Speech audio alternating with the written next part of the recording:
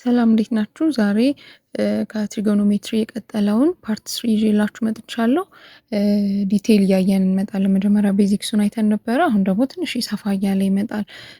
ትሪጎኖሜትሪ ላይ አንግሎችን ነው አይደለ? ሳይን፣ ኮስ፣ ታን እንዴት እንደምንፈልግ ነበር ባለፈው ያየነው እና አፕሊኬሽኑን አይተን ነበረ። አሁን ዛሬ ደግሞ መጀመሪያ አንግል ራሱ ምን ማለት ነው? ስንት አይነት ታይፕ ኦፍ አንግሎች አሉ? ሜዥር በአንግልን በምን አይነት ሜቶዶች ኦር በምን አይነት ዩኒት ሜዥር እናደርጋለን ምናምን የሚለውን እናያለን። ሶ አንግል የምንለው ቢትዊን ቱ ላይንስ ፎርም የምናደርገው ፍሮም ኢኒሻል ፖዚሽን ቱ ተርሚናል ፖዚሽን አባውት ሴንተር አባውት የሆነ ቨርቴክስ ሙቭ የሚያደርግ ነው። ሶ ያንን አንግል እንለዋለን። ሶ አንግል የራሱ የሆነ ኢኒሻል ፖዚሽን አለው፣ ተርሚናል ፖዚሽን አለው ማለት ነው። ሶ ከኢኒሻል ፖዚሽን ተነስተን ክሎክዋይዝ የምንሄድ ከሆነ አንግላችን ኔጌቲቭ ነው። ፍሮም ኢኒሻል ፖዚሽን ተነስተን ደግሞ ካውንተር ክሎክዋይዝ ሙቭ የምናደርግ ከሆነ ደግሞ አንግሉ ፖዚቲቭ ይባላል ማለት ነው። ሶ ከፖዚቲቭ ኤክስ አክሲስ ተነስተን ወደ ዋይ አክሲስ ሙቭ እያደረግን ስንሄድ አንቲ ክሎክዋይዝ ስለሆነ ዳይሬክሽኑ ፖዚቲቭ አንግል ነው የምንለው፣ ፖዚቲቭ ዲግሪ ነው የምንለው። ወደ ታች ከሆነ ግን ወደ ኔጌቲቭ ዋይ አክሲስ ከሆነ ግን ዊች ኢዝ ክሎክዋይዝ ዳይሬክሽን ነው፣ እሱ ደግሞ ኔጌቲቭ አንግል ነው የምንለው ማለት ነው። ሌላው አንግልን ሜዥር የምናደርገው በሁለት እንትኖች ሜዥር ማድረግ እንችላለን፣ በራዲያን እና በዲግሪ። ለዛሬ የምናየው እነዚህን ነው። ሶ በራዲያን ሜዥር ይደረጋል፣ በዲግሪ ሜዥር ይደረጋል። ሶ አንዱን ከአንዱ ኮንቨርት አድርጉ ተብሎ ጥያቄ ላይ ይጠይቃል። ሶ ያለው ሪሌሽን ምንድን ነው? ለምሳሌ ዲግሪ ተሰጥቶን ወደ ራዲያን ኮንቨርት ማድረግ ከፈለግን ምንድን ነው የምናደርገው? የተሰጠንን ዲግሪ በፓይ ኦቨር 180 ማባዛት ነው። ስለዚህ ፎርሙላችን ቴታ ታይምስ ፓይ ኦቨር 180 ይሆናል ማለት ነው ራዲያንን ለመፈለግ። ሪቨርስ ሲሆን ደግሞ ራዲያን ተሰጥቶን ዲግሪን ፈልጉ ከተባለን ደግሞ የተሰጠንን በራዲያን የተሰጠንን ሜዥርመንት በ180 ኦቨር ፓይ እናባዘዋለን። ቴታ ታይምስ 180 ኦቨር ፓይ እናደርጋለን ማለት ነው።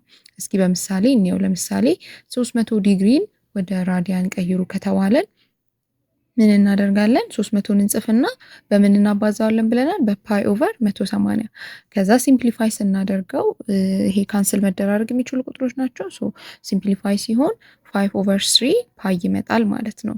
ሶ ብዙ ጊዜ ራዲያን እና ዲግሪ ከሆነ ይቺ ምልክቷ የዲግሪ ምልክቷ አለች። ራዲያን ሲሆን ደግሞ በፓይ ነው አይደለ ብዙ ጊዜ የሚገለጸው። ስለዚህ ፓይ ይኖርበታል። እስኪ እናንተ ፕራክቲስ የምታደርጉበት አንድ ኤክሰርሳይዝ ልስጣችሁ። 4 ኦቨር 3 ፓይ ራዲያን ወደ ዲግሪ ቀይሩ ከተባለ እስኪ እናንተ ስሩትና ስንመለስ ከኔ ጋር አብረን እንሰራዋለን።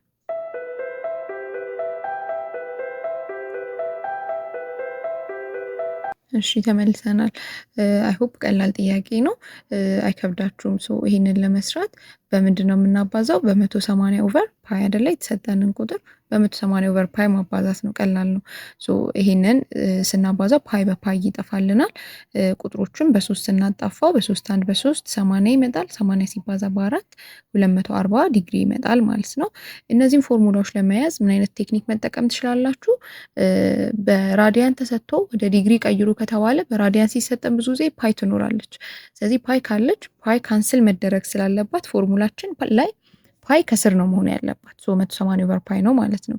በዲግሪ ከተሰጠን ደግሞ ወደ ራዲያን ቀይሩ ከተባለን ራዲያኑ ላይ ፓይ መኖር ስላለበት ታይምስ ራዲያን ነው መሆን ያለበት። አይ ሚን ታይምስ ፓይ ነው መሆን ያለበት። ሶ ፓይ ከላይ ነው የምትሆነው ማለት ነው። ሶ በእንደዚህ ቴክኒክ መያዝ ትችላላችሁ ፎርሙላውን።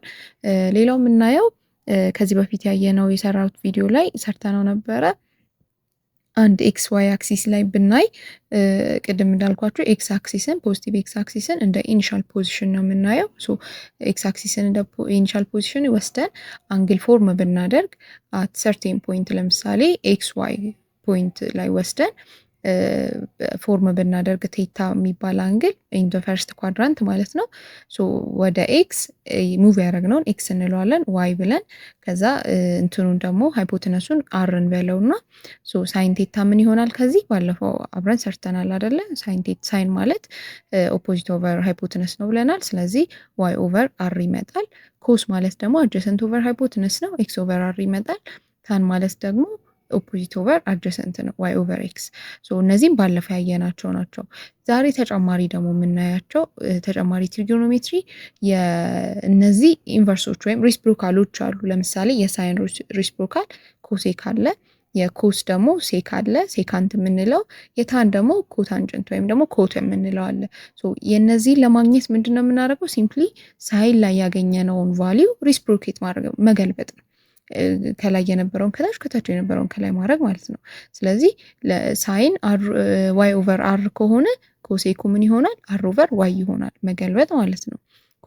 ኮስ ላይ ኤክስ ኦቨር አር ካለን ሴክ ደግሞ አር ኦቨር ኤክስ ይሆናል። ኮትም እንደዛ ዋይ ኦቨር ኤክስ ነበረታል፣ ኮት ደግሞ ኤክስ ኦቨር ዋይ ይሆናል ማለት ነው። ሌላው ፓይታጎረስ ቴረም ባለፈ ያየነው ነው። አር ስኩዌር እኩል ይሆናል ኤክስ ስኩዌር ፕላስ ዋይ ስኩዌር ነው። ይህንን ካየን ሌላ ተጨማሪ ፕሮፐርቲ ማወቅ ያለባችሁ ምንድን ነው? አንድ አንግል ለምሳሌ ሳይን ኔጌቲቭ አንግሉ ኔጌቲቭ ቴታ ብንጠይቅ ምን ማድረግ እንችላለን?